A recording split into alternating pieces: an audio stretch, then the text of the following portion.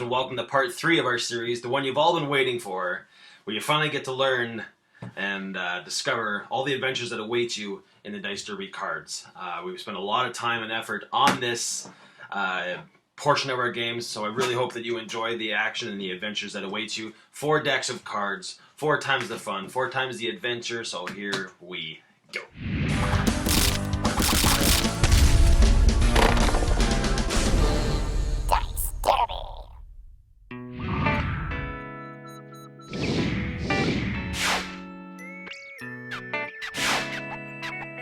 Okay friends, so picking up where we left off in part 2, we have our game all set up, we've got our friends and family over, we picked our teams, and we've decided which mode we're going to play, and we're going to go ahead and play Derby mode.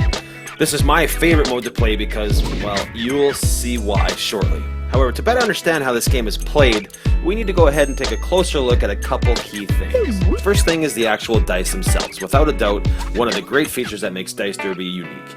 You'll notice that they're similar to everyday dice, except where the number 1 side should be, there's a Dice Derbi logo with your team's character on it. Seen here are Jiggy in green, Cranky in blue, the main 2 characters of the game. Now we know already from the last video that the board is divided into 4 key areas. The weed bed, sandbar, the drop-off, and lastly the honey hole. And now in order to keep things easy to understand, we went ahead and created 4 unique decks of cards. 100 cards in total, 40 in the weed bed, and 20 in each of the sandbar, drop-off, and honey hole decks respectively. Now, in order to get a better understanding of the way these decks function, we're going to start off by looking at the weed bed deck in particular. Now the weed bed deck is very cool and it's incredibly unique because it's full of things that are, they're generally not very positive, and if you've ever spent a day on the water, you're going to be able to identify with most, if not all of these. I mean, it gets dark out, you can't see where you're going. This card says you got to close your eyes for 2 rounds.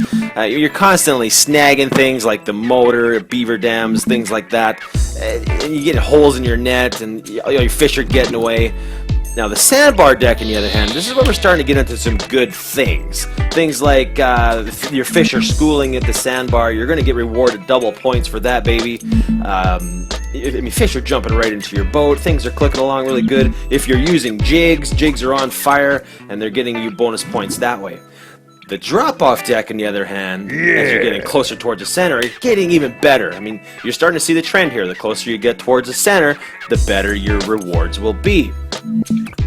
Inside the drop-off, you got things like Fish Finder Frenzy. You cast each lure until it's in the scoring area. You're recasting things that aren't necessarily in the good spots. Make way for Cranky. You can mess with the other team's hooks. It's a lot of fun. There's a lot of really good cards in the drop-off. Honey hole deck, because it's right in the center of the board. This is where all the gems are located. The best cards in the game. I'm not going to give away all the surprises, but things like you get to regain all the lures that you've lost throughout the game. You get to drop the dice or the lure directly from above the honey hole, and you get triple points. I mean, you can catch up to a 90-pound fish with cards from the honey hole. Now, how do you go about getting these cards exactly? Well, simply put, it's a matter of rolling the dice. Anything that comes up 2 through 6 counts as points times your multiplier, and any dice that you roll that comes up with a Dice Derbi logo, seen here in red for Team Cranky, means that they would get a Dice Derbi card from the weed bed.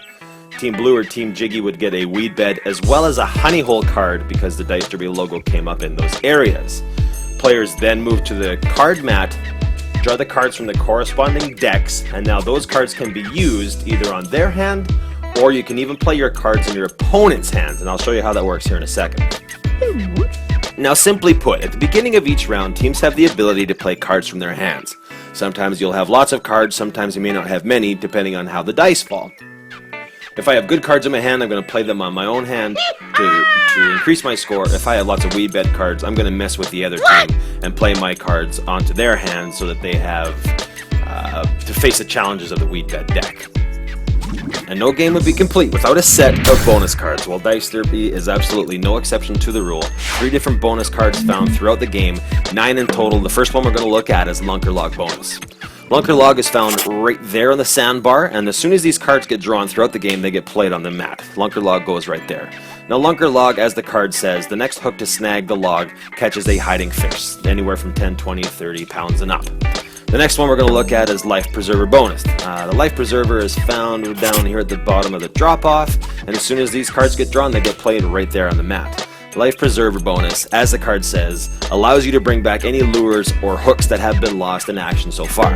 Treasure Chest bonus is found right up here in the sandbar, and the cards get played right over here on the side of the mat as soon as they're drawn throughout the game. And as the card says, the next hook, regardless of the team, the next hook to snag the treasure chest wins a bonus of 10, 20, 30 points or pounds for their team. So there you have it, 3 different bonus cards, 3 different ways to enhance your gameplay, and all of this would be fine and dandy if it wasn't for this last card of the game. And ladies and gentlemen, I want to introduce you to Game Warden Larry.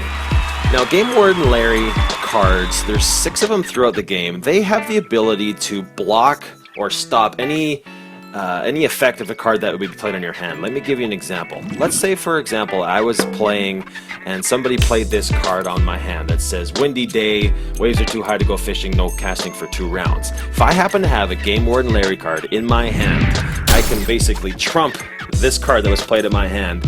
And as the sign says in Game Warden Larry's hand, it says, nope. That means this card is no longer in play, no longer in effect, and I can wipe it off this side and play the round as normal. So there you have it, friends, the Dice Derby cards. They've been an absolute blast to create, and I'm very confident in saying that the adventures that await you in this game will keep you coming back for more. I'm Bryce McNally from Dice Derby. Thank you very much for watching, and I will see you at the next Dice Derby.